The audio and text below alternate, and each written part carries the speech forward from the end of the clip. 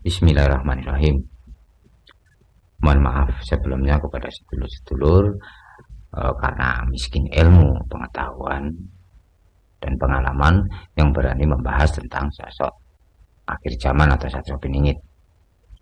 Kesombongan kami atau sok tahu kami membahas Satrio Piningit berdasar atau bersumber dari Jongko Joyoboyo, dari seratan Pujangga Kraton Kasunanan Surakarta Tingrat Raden Ngabei Ranggawarsita, dan dibantu orang-orang yang bisa melihat dengan mata hati atau mata batin dan bisa berinteraksi dengan leluhur dan makhluk kasat mata atau makhluk gaib.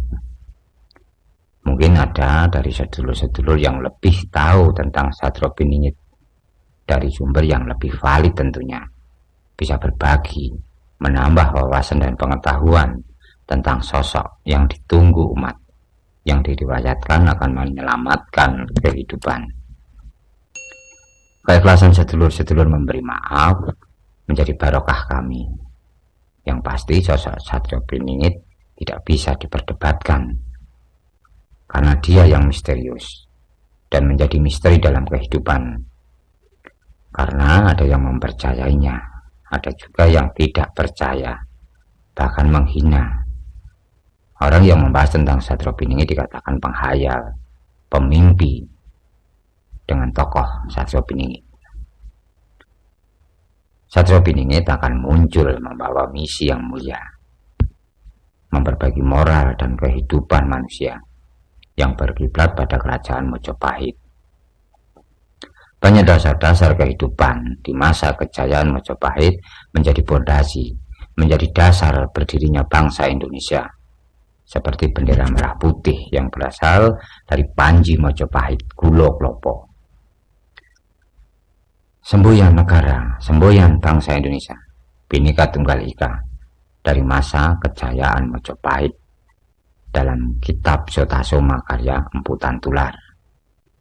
Banyak undang-undang pemerintahan, undang-undang negara Indonesia dari kehidupan atau undang-undang Mojopahit. Bangsa Indonesia yang akan mengalami kemerosotan atau bahkan kehancuran di berbagai sendi kehidupan, yang akan menjadikan goro-goro atau zaman kalau bendu. Rakyat akan menggeliat mencari kehidupan di antara himpitan, penderitaan, dan kesengsaraan.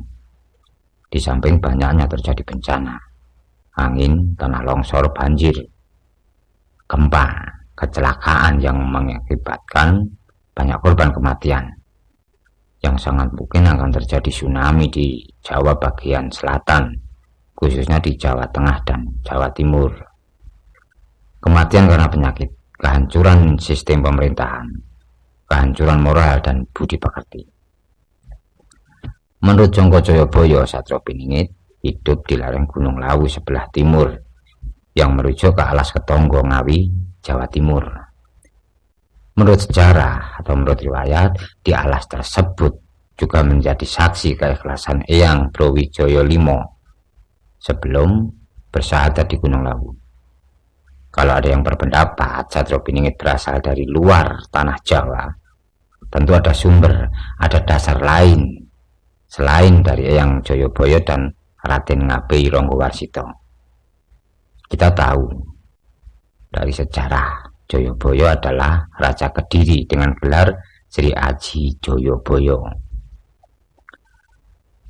Sosok Satrio Piningit manusia sekarang, tetapi jiwanya atau sukmanya orang dahulu, dengan proses kehidupan alam di luar kemampuan fikir manusia. Satrio Piningit adalah titisan atau reinkarnasi yang diriwayatkan dewa berbadan manusia. Satrio Piningit penerus cita-cita luhur untuk mewujudkan kehidupan yang gemah ripah, loh jinawi toto tentrem Kertaraharjo. Satrio Piningit penerus raja-raja Nusantara yang menjadikan sosok Satrio Piningit sangat dekat, bahkan disayang leluhur dan raja-raja Nusantara. Bukan kedekatan secara lahiriah, tetapi kedekatan secara batinnya, sukmonya. Bahkan ada yang berpendapat Satrio Piningit rajanya para raja. Beliau adalah raja kehidupan. Menurut orang-orang yang dengan cara pandang mata batin atau mata hatinya dan atas karena izin dan restunya, mereka diberitahu tentang sejatinya Satrio Piningit. Ada yang beranggapan Satrio Piningit Gusti Kang Katon atau Gusti yang terlihat karena cahaya yang keluar dan menutupi tubuhnya. Dia, Satrio Piningit, yang membuat bencana dan menciptakan huru-hara dengan kekuatan batinnya, dengan sabda dadinya.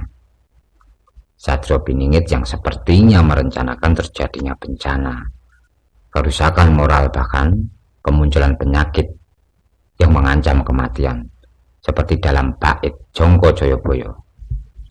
Orang dengan mudah meninggal dunia, sore sakit, pagi mati, pagi sakit, sore mati. Sadar atau tidak, Joyoboyo menceritakan dengan detail kejadian-kejadian yang terjadi saat ini dalam kehidupan, terkhusus di Nusantara. Kejadian yang terjadi saat ini di negeri ini, yang dialami rakyat bangsa Indonesia, sangat terjadi ketimpangan yang dikarenakan ketidakjujuran. Wong suci wedi cerita kebenaran. Orang yang dianggap baik tidak berani menceritakan kebenaran. Saat ini bangsa Indonesia digemparkan banyaknya kasus kematian yang dikarenakan COVID. Simpang siur berita atau kabar yang berkembang. Tidak sedikit orang yang meyakini dan meragukan tentang COVID. Banyak di sosial media menyuarakan kematian yang bukan karena COVID di-COVID-kan. Kita dibuat bingung mana yang benar dan yang salah. Masyarakat dibuat gaduh oleh berita-berita yang sepertinya hanya propaganda. Ketakutan yang luar biasa dengan kematian, meskipun kematian itu menjadi kehendak dan ketentuan Allah. Ketakutan yang menjurus pada ingkar dengan ketentuan dan kehendak Allah. Kalau takut mati, jangan hidup. Dan semua yang hidup pasti mati. Dengan cara apa dan bagaimana itu urusan dan rahasia Allah, dan kita tidak bisa menghindarinya. Inna lillahi wa inna ilaihi rajiun. Mengutip bait 162 Jongko Joyoboyo, dicokot lemut mati, dicokot semut sirna, digigit nyamuk mati, digigit semut hilang. COVID memang menjadikan hancurnya kehidupan, tidak terkecuali sektor pendidikan yang benar-benar hancur. Tidak ada lagi bangku sekolah menjadi tempat belajar. Media teknologi menjadi alternatif pembelajaran. Tetapi pada kenyataannya, banyak anak-anak sekolah lebih menikmati teknologi sebagai hiburan. Permainan-permainan yang menjauhkan atau melupakan siswa dengan tanggung jawabnya. Tugas dan pekerjaan digantikan orang tua siswa. COVID melemahkan atau mengkaburkan tanggung jawab pemerintah, mencerdaskan kehidupan bangsa. Biaya sekolah yang mahal tidak sebanding dengan hasil yang didapat generasi penerus bangsa. Yang paling membingungkan, tidak ada pertemuan. Orang tua murid dibebani dengan biaya-biaya yang wajib dibayar. COVID menjadikan anak bangsa bodoh.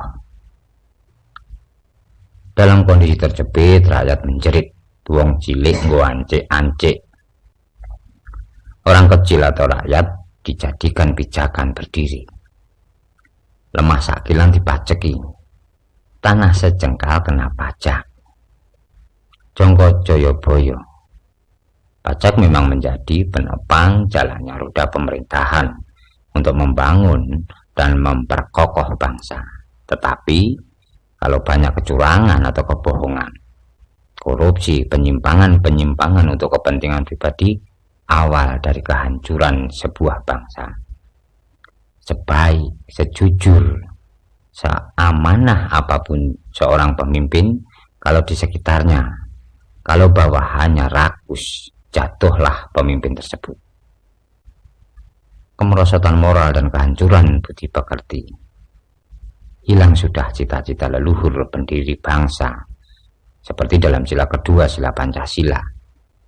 kemanusiaan yang adil dan beradab, dan sila kelima, keadilan sosial bagi seluruh rakyat Indonesia. COVID menjadikan kebenaran itu semu, tidak ada lagi pro dan kontra, semua harus patuh. Rakyat bangsa Indonesia menelan pil pahit zaman penjajahan. Memang benar ucapan Bapak Pendiri Bangsa, perjuanganku lebih mudah karena mengusir penjajah, dan perjuanganmu lebih sulit karena memusuhi bangsamu sendiri.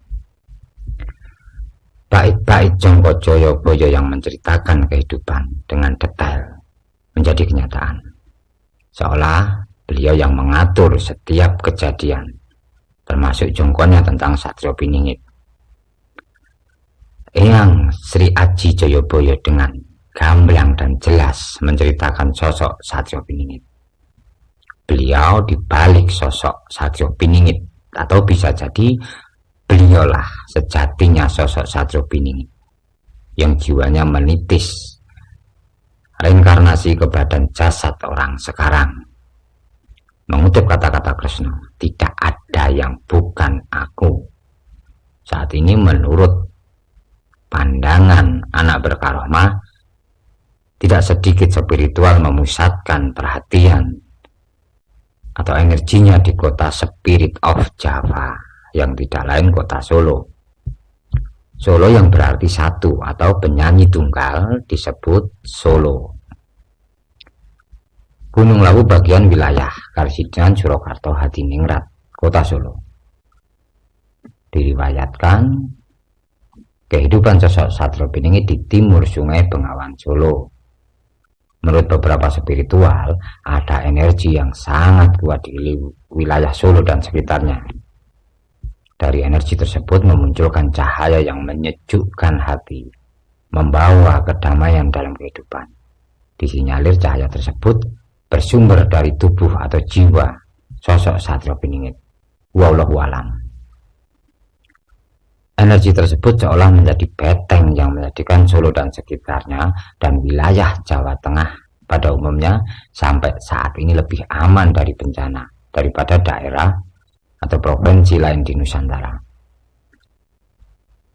Menurut pendapat orang-orang yang dengan cara pandang mata batinnya, di wilayah Solo sering terjadi pertemuan-pertemuan leluhur, pertemuan-pertemuan raja-raja Nusantara untuk mempersiapkan kemunculan Satrio Piningit yang akan ditandai dengan hujan deras, angin, gempa, huru-hara manusia dan meletusnya Merapi, yang kemungkinan akan membawa gas beracun yang banyak memakan korban kematian. Semua sudah diserat Eyang Joyoboyo dalam bait-bait jongkonya. Kalau dimakan mentah akan menjadi bumerang, karena bait Jongko Joyoboyo dengan kata-kata kiasan yang perlu dikaji, dimaknai dan ditafsirkan. Benar atau tidaknya hanya Allah dengan perantara waktu yang akan menjawab. Percaya atau tidak, hanya kejadian-kejadian yang sudah terjadi yang akan menjadikan kita percaya. Jangan edan ora keduman. Isih bejo wong eling lan waspada. Hidup di zaman edan, gelap jiwa, bingung pikiran. Turut edan, hati tak tahan jika tidak mengikuti batin merana dan penasaran. Tertindas dan kelaparan, tapi janji Allah pasti. Seuntung apapun orang yang lupa daratan, lebih selamat orang yang menjaga kesadaran. Sabar, tenang, ikhlas. Allahu Akbar. A'udzubillahi minasyaitonirrajim. Bismillahirrahmanirrahim. Alhamdulillahirabbil alamin. Arrahmanirrahim. Maliki yaumiddin. Iyyaka na'budu wa iyyaka nasta'in. Ihdinas siratal mustaqim. Siratal ladzina an'amta 'alaihim ghairil maghdubi 'alaihim waladdallin.